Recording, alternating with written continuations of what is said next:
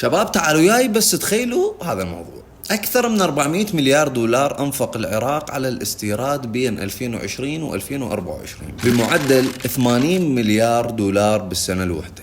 والسؤال مو شنو اشترينا، السؤال الحقيقي شنو خسرنا.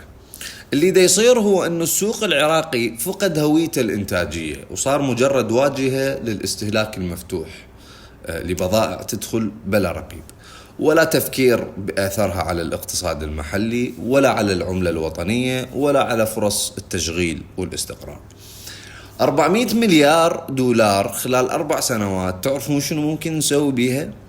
نخلق صناعات، نصلح بنى تحتية، نبني اقتصاد مستقر، أو نقدر نبني بلد جديد بصراحة. لكن اللي صار هو التالي: الإمارات صدرت ب30 مليار دولار في سنة واحدة، والصين زادت صادراتها للعراق من 10.9 إلى 15.9 مليار خلال 4 سنوات، وإيران ضاعفت صادراتها من 5 إلى 12 مليار، وتركيا وصلت لل 11.2.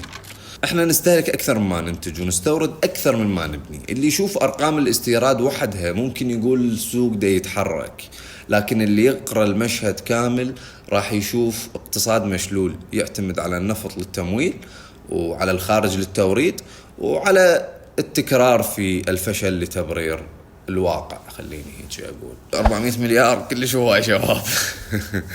تحياتي.